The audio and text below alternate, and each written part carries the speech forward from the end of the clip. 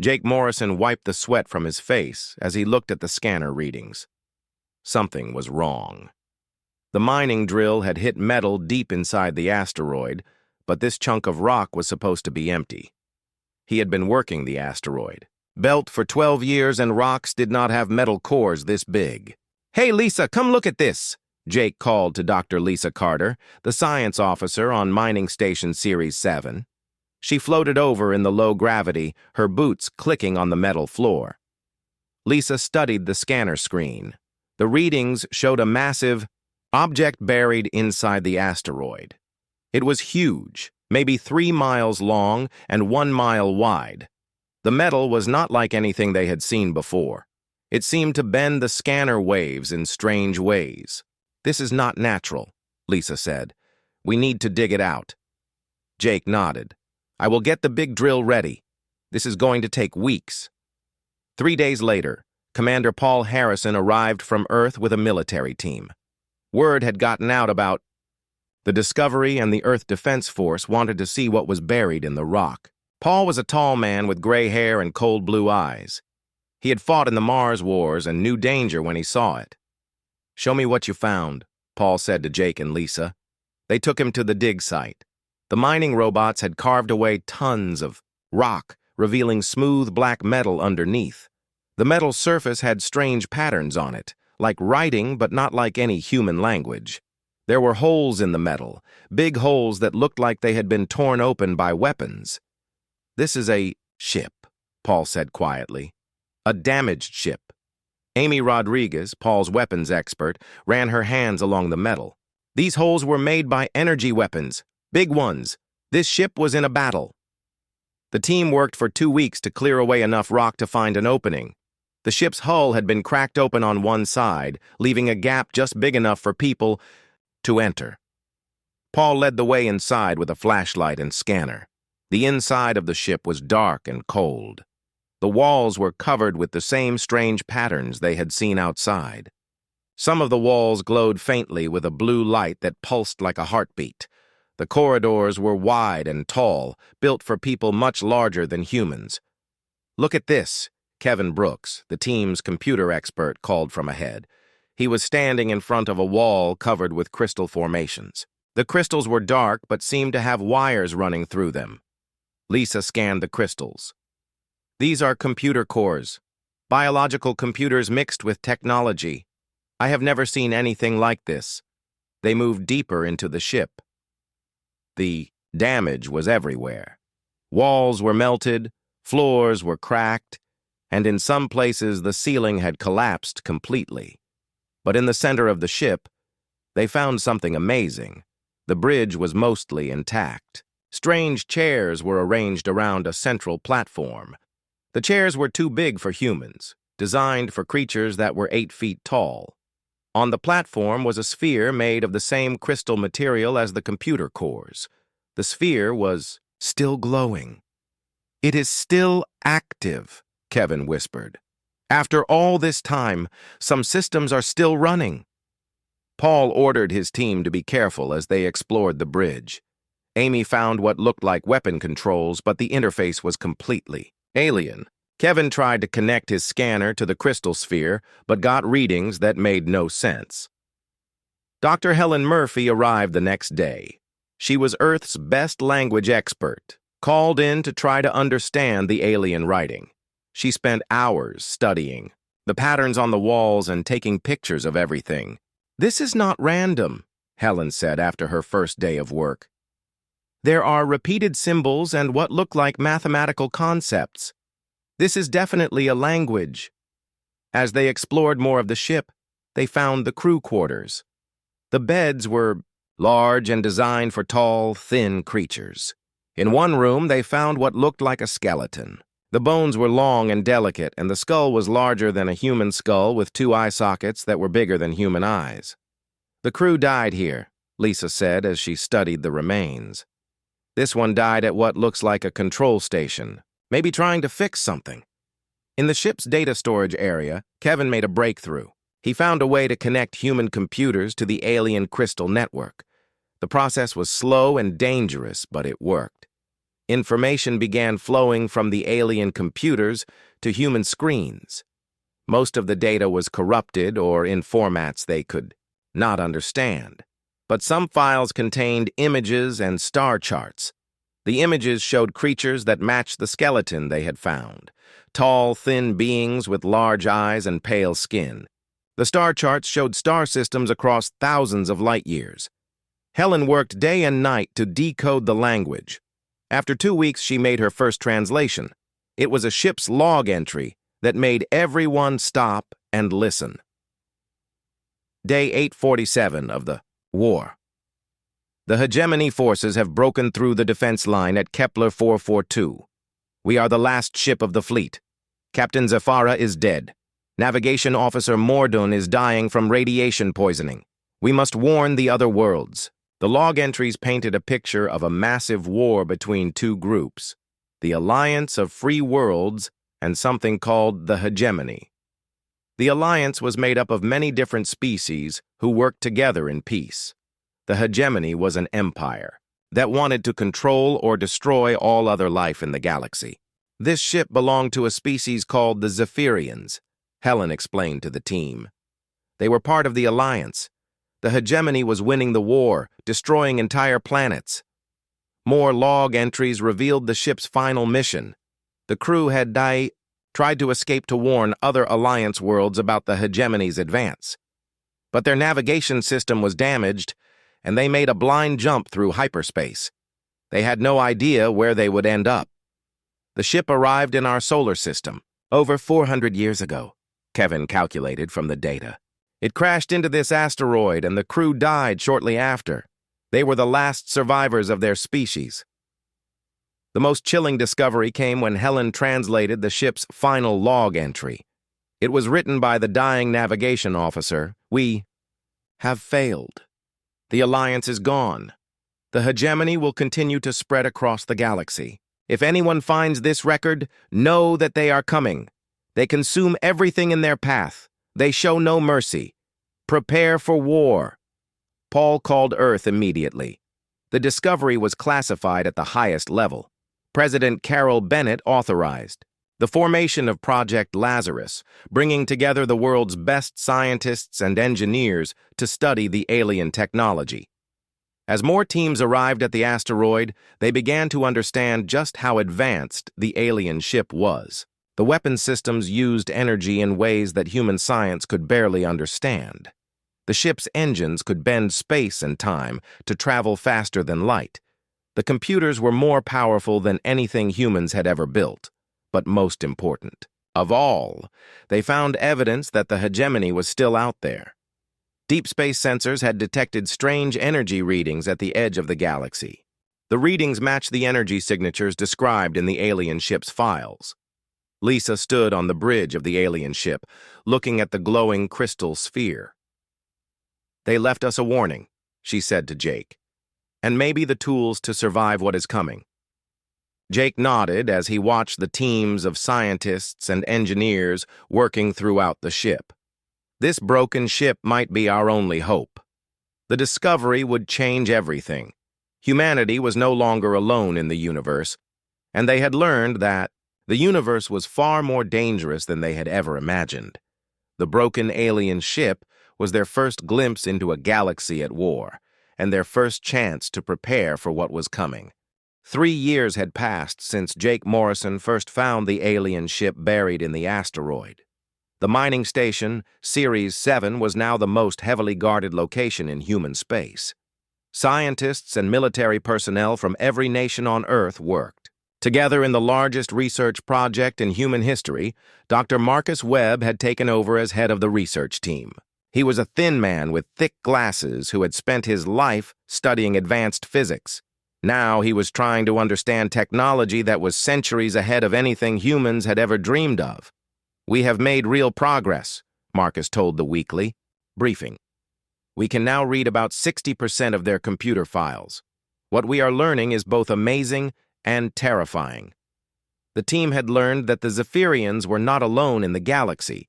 They were part of something called the Alliance of Free Worlds, which included dozens of different species. For thousands of years, these species had worked together, sharing knowledge and exploring the galaxy in peace. The Alliance had built great cities on hundreds of planets. They had cured diseases, ended poverty, and created art and music that spanned entire star systems. Different species brought their own skills and knowledge to the group.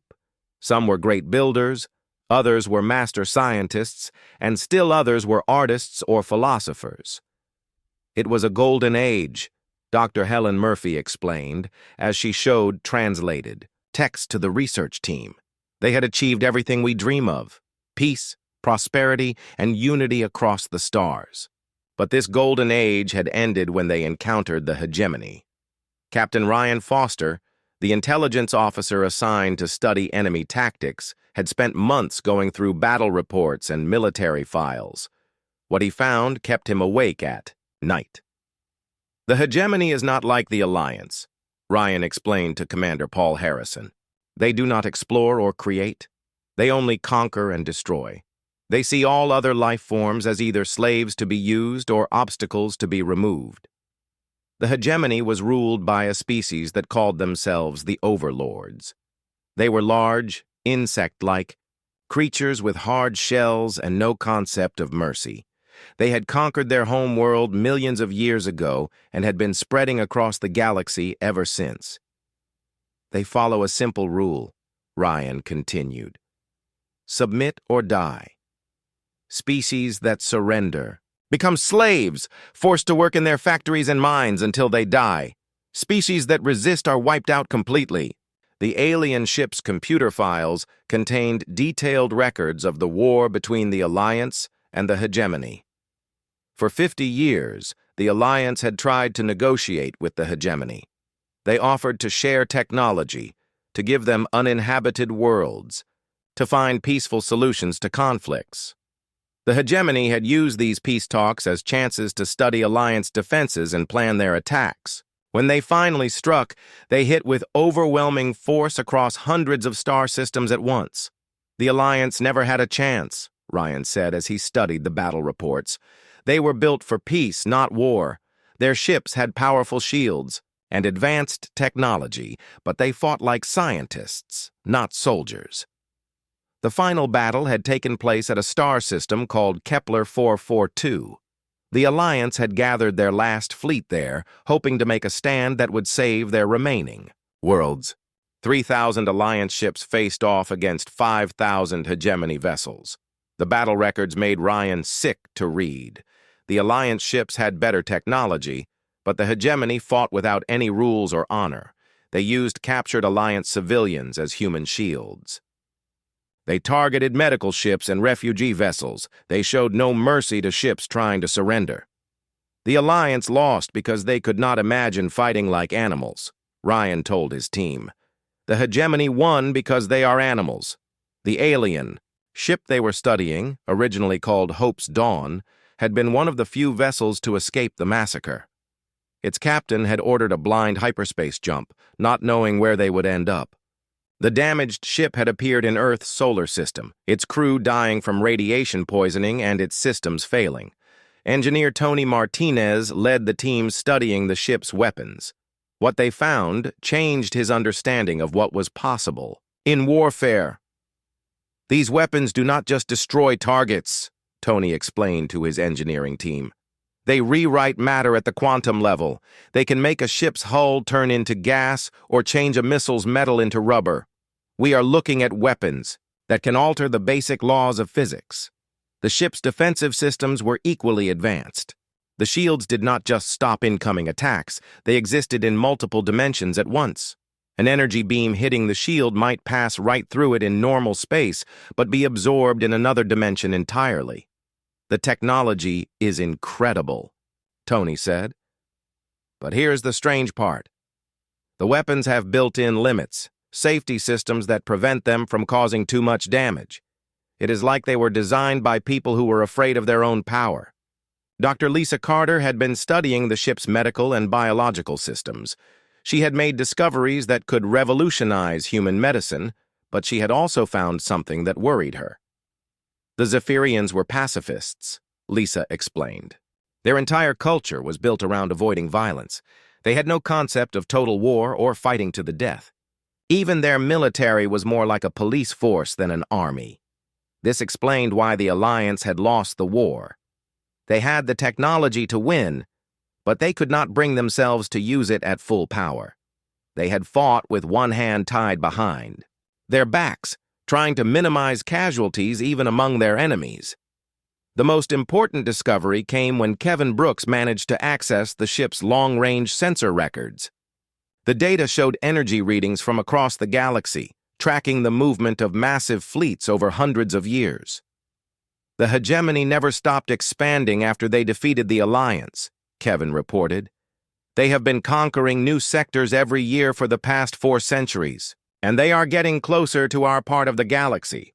The sensor data showed a clear pattern. The hegemony would arrive at a star system with overwhelming force. They would demand surrender from any inhabited worlds. If the planets submitted, their populations became slaves.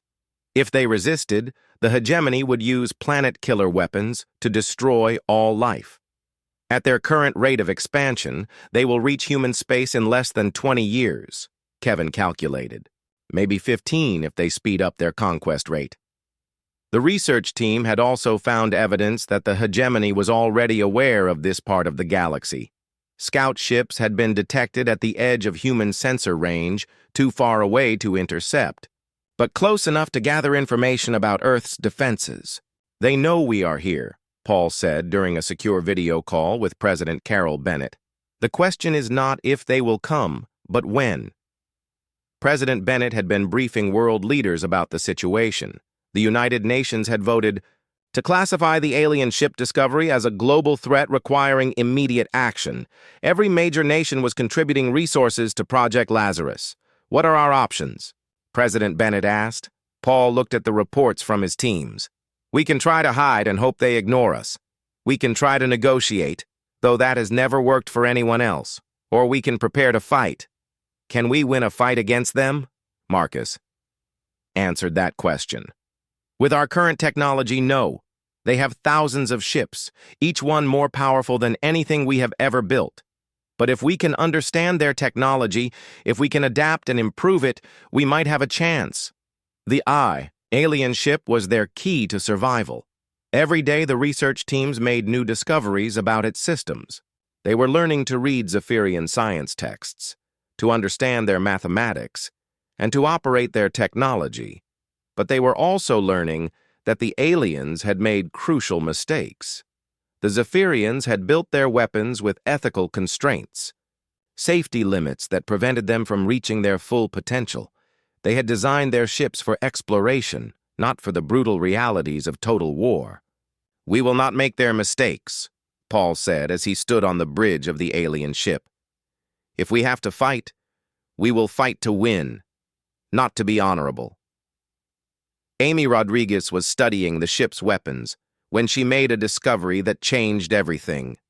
Hidden deep in the weapon control systems, she found files that the Zephyrians had locked away, files containing weapon designs that they had considered too dangerous to use. They built planet killers, Amy reported. Weapons that could destroy entire worlds, but they locked them away because they were too horrified by their own power to use them. The research team now faced a terrible choice. They could build weapons based on Zephyrian technology, keeping the ethical limits and safety systems in place. These weapons would be powerful but not powerful enough to defeat the hegemony. Or they could remove the limits, unlock the full potential of the technology, and build weapons that could match or exceed anything the hegemony had. But doing so would mean crossing lines that the peaceful Zephyrians had refused to cross. The Zephyrians lost because they could not become monsters, Ryan said during a team meeting. If we want to survive, we might have to become what they could not. As the research teams worked around the clock to understand the alien technology, deep space sensors continued to detect strange signals from the edge of the galaxy. The hegemony was still out there, still expanding, still destroying every civilization they encountered. Earth had perhaps 15 years to prepare for the Gorar. The orbital facility called New Geneva was the largest construction project in human history. Built around the alien ship in the asteroid belt, it housed over 50,000 people from every nation on Earth. President Carol Bennett had authorized unlimited funding for the project that everyone knew would determine humanity's survival. Admiral Rebecca Stone stood on the main observation deck, watching thousands of workers and robots swarming over the alien vessel. Rebecca was a veteran of the Europa conflicts, a woman who understood both the horror of war and the necessity of victory. She had been given command of humanity's most important mission, turning the broken Zephyrian ship into Earth's ultimate weapon. Status report, Rebecca said to Chief Engineer Danny Clark as he joined her at the observation window. Danny was a big man with oil-stained hands and 30 years of experience building spaceships. He had worked on everything from mining vessels to military cruisers, but nothing had prepared him for this challenge. "We have stripped out all the damaged sections," Danny reported. "The hull is being reinforced with our carbon nanotube composites, woven together with their smart metal alloys. The result should be armor that can adapt to different types of attacks." The reconstruction was not just about fixing the alien ship. It was about improving it, combining Zephyrian technology with human engineering and human understanding of warfare. Where the aliens had built their ship for exploration and peaceful contact, humans were building a warship designed for one purpose: killing the enemy. Dr. Helen Murphy had made a breakthrough that changed everything. She had successfully connected human artificial intelligence systems with the alien ship's quantum computers. The result was a hybrid intelligence that could process information faster than any computer humans had ever built. "We are calling it Athena," Helen explained to Admiral Stone. "It can learn from every human military engagement in recorded history while also understanding alien tactical systems. It thinks like a human, but processes information like a Zephyrian computer." Athena had already proven its value by analyzing hegemony battle tactics from the alien ship's records. The AI had identified patterns and weaknesses that human analysts had missed. More importantly, it could think in real time during combat, adapting human tactics to counter alien technology. The weapons systems were the biggest challenge. Colonel Sandra Hayes led a team of weapons experts who were working to understand and improve the Zephyrian armaments. What they found amazed and frustrated them. "The original weapons are incredible," Sandra explained during a briefing. "They can manipulate matter at the quantum level, turning solid armor into gas or changing the molecular structure of missiles in flight. But they have built-in safety systems that limit their power." The Zephyrians had designed their weapons with ethical constraints. The quantum disruptors could destroy enemy ships, but they were programmed to avoid causing unnecessary damage. The dark energy cannons could punch through any armor, but they were limited to prevent them from damaging nearby friendly vessels. Human engineers took a different approach. They studied the safety systems carefully, then systematically removed them. Where the Zephyrians had built weapons that could disable enemy ships, humans built weapons that would completely destroy them. Where the aliens had created defensive barriers, humans designed offensive tools of annihilation. "We are not building a police ship," Sandra told her team. "We are building an instrument of war. Every system, every weapon, every piece of equipment serves one goal: destroying the enemy before they can destroy us." The ship's hull presented unique challenges. Engineer Michelle Parker led the team working on the armor and defensive systems. The original Zephyrian hull had been designed to withstand cosmic radiation and micrometeorite impacts. Humans needed armor that could survive direct hits from planet-killer weapons. "We are combining their smart metal technology with our own materials science," Michelle explained. "The hull can now change its properties based on the type of incoming attack. If hit by kinetic weapons, it becomes harder than diamond. If hit by energy weapons, it becomes more energy absorbent than any material we have ever created." The shield system was even more revolutionary. Michelle's team had figured out how to combine Zephyrian dark energy manipulation with human electromagnetic field theory. The result was a defensive barrier that existed in multiple dimensions simultaneously. An enemy weapon might hit our shield in normal space and pass right through, Michelle said, but the shield exists in other dimensions too, where it can absorb the energy and redirect it back at the attacker. We are essentially turning enemy weapons into our own ammunition. Meanwhile, Captain Ryan Foster continued his intelligence work, studying every piece of hegemony technology that the research teams had recovered from other alien shipwrecks found throughout the solar system. His analysis had identified critical weaknesses in hegemony tactics and technology. They fight like a machine, Ryan reported to Admiral Stone. Every ship has the same weapons, the same defenses, the same tactical programming. They rely on overwhelming numbers and standardized procedures. But that gives us an advantage. The hegemony's strength was also its weakness. Their ships were mass-produced and identical, which meant that any weakness found in one ship applied to their entire fleet. Their tactics were efficient but predictable, developed over millions of years of crushing inferior opponents who could not adapt quickly enough to counter them. They have never faced an enemy that could learn and adapt faster than they could, Ryan continued. Every species they have conquered fought the same way throughout the entire war. But humans do not fight like that. We change, we adapt, we evolve our tactics in real time. This insight shaped the entire reconstruction project. Instead of building one massive ship, humans were designing a vessel that could reconfigure itself during battle. Weapon systems could be swapped out in minutes. Armor sections could be rearranged to counter specific threats. The ship itself would be a living, adapting weapon. Dr. Marcus Webb worked with Athena to design weapons that the hegemony had never encountered.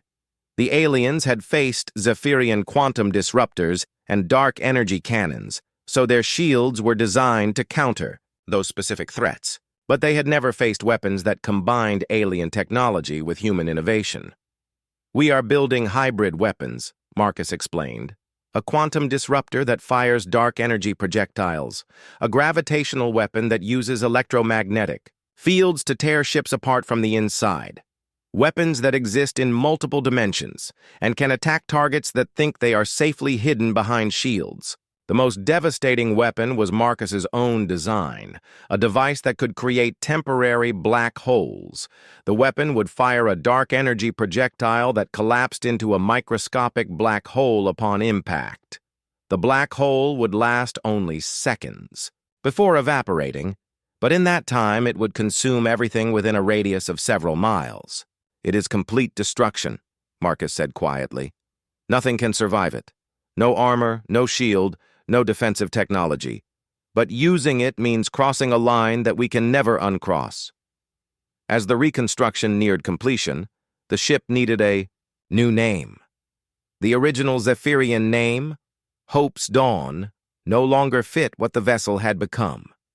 Admiral Stone gathered the senior staff to discuss options. "This ship represents our refusal to surrender," Rebecca said.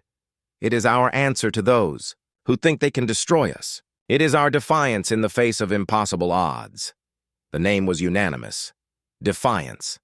The broken alien ship had become something entirely new, a fusion of two civilizations' knowledge and technology, driven by humanity's determination to survive, at any cost. The Defiance was no longer the exploration vessel that the Zephyrians had built. It was 3 miles long and bristling with weapons that could destroy planets. Its hull could shrug off direct hits from the most powerful weapons in the galaxy. Its computers could outthink any enemy tactical system. And its crew was trained in the brutal realities of total war. But the ship was only part of humanity's preparation. Using the technology learned from the Defiance, Earth's shipyards were building a new fleet. Smaller vessels, but each one carrying the same revolutionary weapons and defensive systems. More importantly, each ship was crewed by humans who had learned to think in 3 dimensions, to fight without rules when survival was at stake. Admiral Stone stood on the bridge of the completed Defiance, looking at displays that showed the ship's incredible capabilities. The quantum disruptors could destroy enemy vessels by attacking the fundamental forces that held their atoms together. The dark energy cannons could fire projectiles that existed partially outside normal space-time. The gravitational weapons could tear apart enemy formations without ever directly hitting them. "We have become something the galaxy has never seen before," Rebecca said to her senior staff. "We are not explorers like the Zephyrians. We are not conquerors like the hegemony. We are survivors, and we will do whatever it takes to protect our species." The transformation was complete. The broken alien ship had been turned into the most powerful weapon in the galaxy. But more than that, it had transformed humanity itself. The species that had once looked to the stars with wonder and hope now looked at them with eatest threat humanity. The alarm bells echoed through New Geneva at 0347 hours Earth Standard Time. Deep space sensors had detected massive energy signatures at the edge of the solar system near Pluto's orbit. After 15 years of preparation, the moment humanity had dreaded finally arrived. Admiral Rebecca Stone was on the bridge of the Defiance within minutes of the alarm. The ship's main display showed 12 enormous vessels emerging from hyperspace, their black hulls bristling with weapons that could crack planets in half. Each hegemony ship was over 5 miles long and carried enough firepower to sterilize entire worlds. "Sensor analysis," Rebecca ordered. Captain Jake Morrison, now the ship's tactical officer, studied the incoming data. Jake had spent years preparing for this moment, learning every detail of hegemony ship design and tactics from the alien records. 12 heavy cruisers of the Dominator class, Jake reported. Standard hegemony scouting formation. They are scanning the system and sending data bursts back through hyperspace to their main fleet. Athena, the hybrid artificial intelligence, processed the enemy formation in seconds. "Analysis complete, Admiral. The enemy vessels are maintaining standard reconnaissance patterns. They do not expect significant resistance based on their positioning and shield configurations." Rebecca faced the hardest decision of her career. The Defiance was still incomplete, running with a skeleton crew of only 200 volunteers instead of the planned crew of 2,000. Earth's other ships were not ready for combat. The smart choice would be to hide and hope the enemy scouts would move on to other systems. But Rebecca Stone had not become an admiral by making safe choices. She had studied the hegemony's methods. If they detected human civilization, they would return with a full invasion fleet. Earth's only chance was to stop them here now, before they could report back to their commanders. "All stations, battle alert," Rebecca announced. "We launch in 10 minutes, Chief Engineer Danny Clark's voice crackled over the intercom from the engine room. "Admiral, we are still running diagnostics on the quantum drive systems. I cannot guarantee they will hold together under combat stress." "They will hold," Rebecca replied. "They have to." The Defiance undocked from New Geneva and began its journey toward the outer system. The ship moved like a predator stalking its prey, using stealth systems derived from Zephyrian cloaking technology to mask its approach. The enemy scouts continued their systematic scanning, unaware that death was coming for them. Dr. Lisa Carter monitored the ship's biological systems. From the medical bay, she had developed new treatments based on alien medical technology, but she also knew that this battle would test human endurance in ways that no previous conflict had. The weapons they were about to use had never been fired in anger, and their effects on the human crew were largely unknown. "Medical teams standing by," Lisa reported. "All emergency protocols are active." In the Weapons Control Center, Colonel Sandra Hayes and her team made final preparations for combat. The quantum disruptors hummed with barely contained energy. The dark energy cannons were charged and ready. Most terrifying of all, the gravitational collapse weapon waited in its specially shielded housing, ready to create brief black holes that would consume anything in their path. "All weapons systems green," Sandra reported. "We are ready to show these things what humans can do." The Defiance reached the asteroid belt, still undetected by the enemy scouts. The hegemony ships had spread out across the outer system, methodically scanning each planet and moon. They moved with the confidence of predators who had never encountered effective resistance. Jake studied the enemy formation through Athena's tactical displays. They are following standard hegemony doctrine. 3 ships scanning the gas giants, 4 examining the asteroid belt, 5 conducting deep scans of the inner system. They are not expecting any organized defense. Perfect, Rebecca said. That overconfidence is going to kill them. The attack began at 0952 hours. The Defiance dropped its stealth systems and appeared directly behind the 3 ships scanning Jupiter. Before the enemy could react, Sandra's weapon teams opened fire with the quantum disruptors. The hegemony ships had shields designed to stop energy weapons and kinetic projectiles. They were not prepared for weapons that attacked the fundamental forces holding their hulls together. The quantum disruptors hit their targets and began rewriting the atomic structure of the enemy ship's armor. The lead hegemony vessel simply came apart. Its hull dissolved into component atoms as the quantum disruptor field spread through its superstructure. The ship's massive frame collapsed in on itself, leaving nothing but expanding clouds of metallic vapor. The second ship tried to raise additional shields, but the quantum field had already taken hold.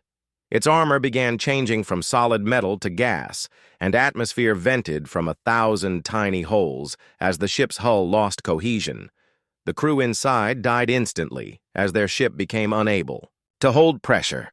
The third ship managed to fire back before succumbing to the quantum weapon. Its plasma cannon struck the Defiance's hull, but the adaptive armor absorbed the energy and redirected it into the ship's power systems. Instead of taking damage, the Defiance actually gained energy from the attack. 3 ships down, Jake reported. The other 9 are reacting. They are moving to converge on our position. But Rebecca had no intention of fighting a conventional engagement. The Defiance had advantages that no hegemony commander had ever faced. Human tactical thinking and technology that broke the rules of galactic warfare. Execute Dispersal Pattern 7, Rebecca ordered. The Defiance seemed to split apart as dozens of smaller vessels launched from hidden bays along its hull.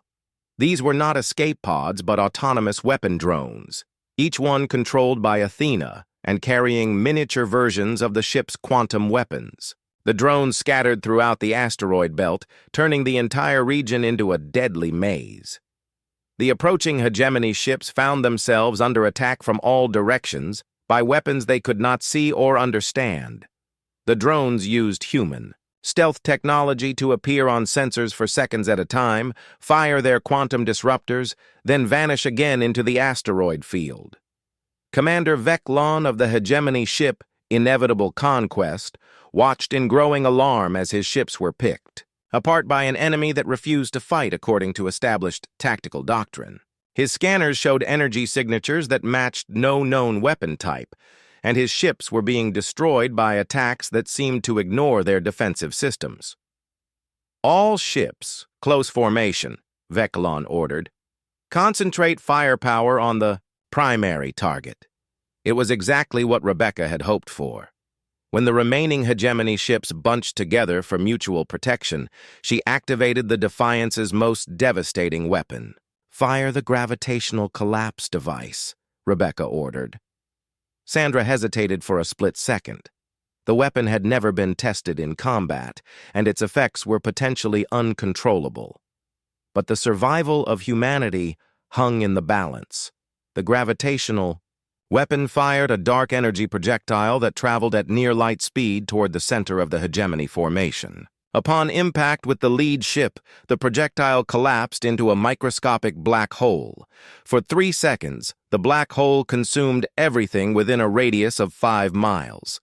2 hegemony ships were completely destroyed, torn apart by gravitational forces that ripped their hulls into component atoms. A third ship was caught at the edge of the effect and lost its entire forward section, leaving it crippled and venting atmosphere. When the black hole evaporated, the hegemony formation was in chaos. Half their ships were destroyed or disabled, and the survivors were dealing with gravitational aftershocks that disrupted their navigation and weapons systems. The remaining hegemony ships tried to retreat, but Athena had anticipated their escape routes. The weapon drones converged on the fleeing vessels, attacking from multiple directions with coordinated precision that no organic commander could match. Captain Jake Morrison watched the tactical display as the last hegemony ships were systematically destroyed. The battle had lasted only 18 minutes from first contact to final destruction. 11 of the 12 enemy vessels were nothing but debris and expanding gas clouds. One ship surviving, Jake reported. It is heavily damaged but still functional, attempting to reach hyperspace jump distance. Rebecca studied the tactical situation. The surviving ship was broadcasting distress signals and trying to transmit data about the battle back to the hegemony fleet. Destroying it would be simple, but Rebecca made a calculated decision. "Let it go," she ordered. "Admiral?" Sandra asked. "We can destroy it easily." "No," Rebecca said. "Let them carry word back to their masters. Let them tell the hegemony what they found here." The damaged hegemony ship reached safe distance and vanished into hyperspace, carrying news of the impossible defeat back to its commanders. Rebecca knew that this would bring a larger fleet to Earth, but she also knew that fear was a weapon, too. The hegemony had never faced an enemy that could destroy their ships so easily. As the Defiance collected data from the battle site, Athena analyzed the performance of human weapons against hegemony technology. The results were encouraging. The quantum disruptors had proven completely effective against enemy armor. The gravitational weapon was devastating, but required careful targeting. Most importantly, human tactics had caught the enemy completely off guard. "Damage report," Rebecca requested. Danny Clark. The news of the defeat spread through hegemony space faster than anyone had expected.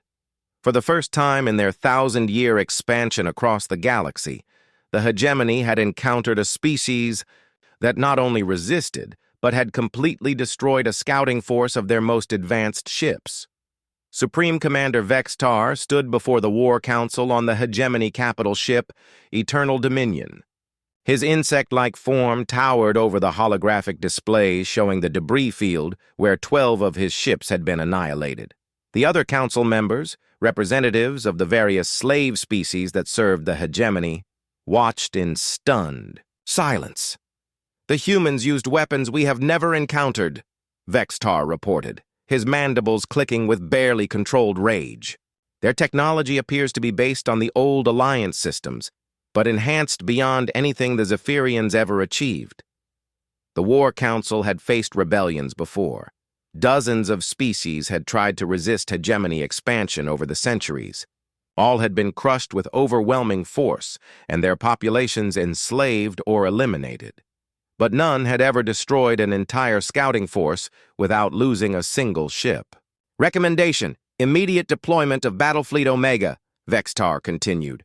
400 ships carrying planet-killer weapons. We will sterilize their entire system and use their homeworld as an example to any other species that might consider resistance. The War Council approved the deployment unanimously. Within days, the largest hegemony battle fleet ever assembled began moving toward human space. 400 ships, each one carrying enough firepower to destroy continents, all focused on teaching the galaxy that resistance to the hegemony was futile. But humanity was no longer the primitive species that had discovered a broken starship 8 years earlier. Admiral Rebecca Stone stood on the command deck of New Geneva, watching dozens of human ships launch from orbital shipyards around Earth. These vessels were smaller than the Defiance, but carried the same revolutionary technology that had proven so effective against hegemony scouts. The human fleet consisted of 50 ships, each one crewed by volunteers who had trained for years in the brutal realities of galactic warfare. Captain Jake Morrison commanded the destroyer Revenge, armed with quantum disruptors and gravitational weapons. Colonel Sandra Hayes led the weapons ship Annihilation, designed specifically to test new weapon systems in combat. Engineer Michelle Parker commanded the Shield Bearer, equipped with the most advanced defensive systems humans had ever built. Most importantly, every human ship was connected to Athena, the hybrid artificial intelligence that could coordinate attacks and defenses across the entire fleet in real time. Where the hegemony relied on rigid command structures and predetermined tactics, humans fought with fluid adaptability that could change strategies in seconds. Fleet status report, Rebecca requested as she prepared for what everyone knew would be humanity's final battle. All ships operational and ready for combat, Jake reported from the Revenge. Crews are at battle stations. Athena has calculated optimal formation patterns for engaging a larger enemy force. Dr. Marcus Webb had spent months developing new weapons based on lessons learned from the first battle. His teams had created hybrid systems that combined multiple alien technologies in ways that had never been attempted before. We have weapons that can attack enemies in multiple dimensions simultaneously, Marcus reported. Gravitational mines that can be deployed throughout a battle zone. And the new singularity cannon that can create controlled black holes lasting up to 10 seconds. The human fleet moved to intercept the hegemony invasion force at Wolf 359, a star system 25 light-years from Earth. Athena had chosen the location because the system's asteroid field and gas giant provided tactical advantages that human ships could exploit. When the hegemony fleet emerged from hyperspace, Supreme Commander Vextar expected to find a primitive world defended by obsolete technology. Instead, his sensors detected 50 human ships in formations that defied conventional tactical doctrine. The humans had scattered throughout the system, using asteroids and planetary rings as cover while maintaining perfect coordination through their artificial intelligence network. All ships, standard engagement formation, Vextar ordered. Overwhelm them with superior numbers. It was exactly what Rebecca had hoped for. The hegemony ships moved into their traditional battle formation, a massive wall of firepower designed to crush resistance through overwhelming force. But this formation assumed that the enemy would fight according to established galactic military doctrine. Humans did not fight like the honorable Zephyrians or the rigid slave species that the hegemony usually faced. They fought like predators, who had learned warfare through millions of years of evolution on a dangerous world. Execute attack pattern chaos, Rebecca ordered. The human ships did not form battle lines or attempt to match the enemy formation. Instead, they attacked from every direction at once, appearing from behind asteroids, diving out of planetary rings, and using stealth technology to vanish and reappear in unexpected locations.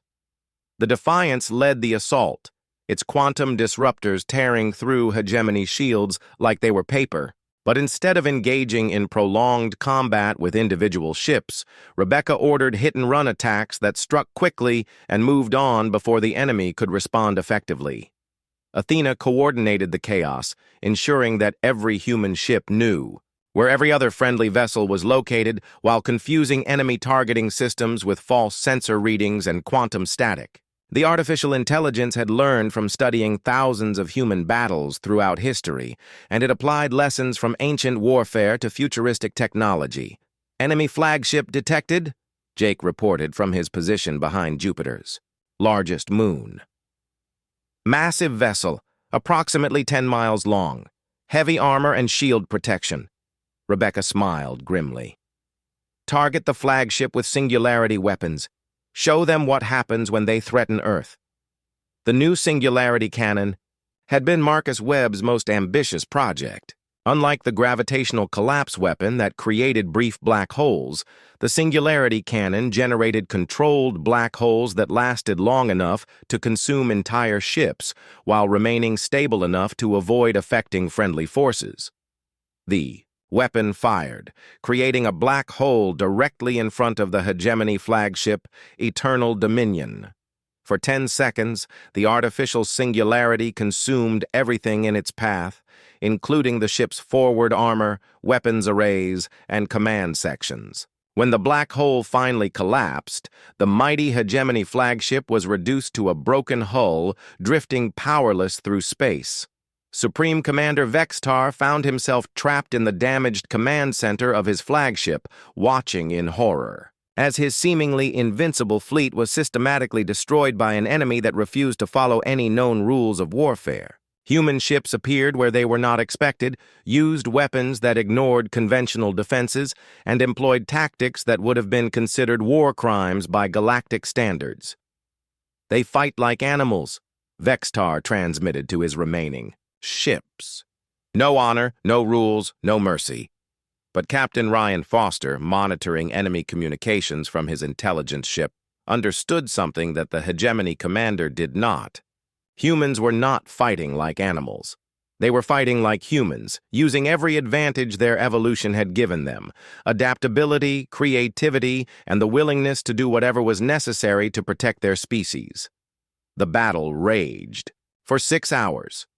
One by one, Hegemony ships fell to weapons that attacked from multiple dimensions, gravitational fields that tore hulls apart from the inside, and coordinated attacks that overwhelmed their standardized defensive systems. The aliens had built their fleet to crush resistance through superior numbers and firepower, but they had never faced an enemy that could turn their own strength against them.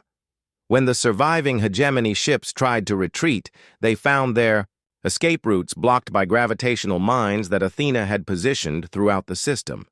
Ships that tried to jump to hyperspace found their engines disrupted by quantum interference fields. Those that attempted to fight their way out were picked off by human vessels that struck from concealment and vanished before counterattacks could be launched. "Enemy fleet strength down to 40%, Athena reported. "Remaining ships are attempting to surrender." Rebecca studied the tactical display.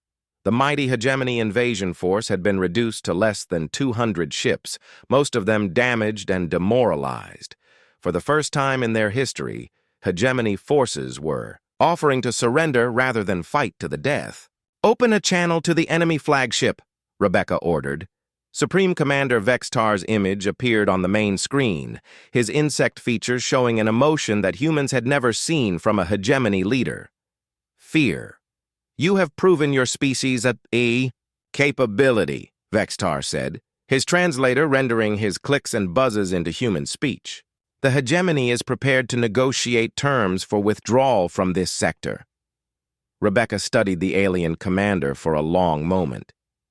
The Hegemony had conquered hundreds of species and enslaved billions of sentient beings. They had shown no mercy to anyone who opposed them, and they would show no mercy to humans if given another chance. "You want to negotiate?" Rebecca asked. "Here are my terms, complete with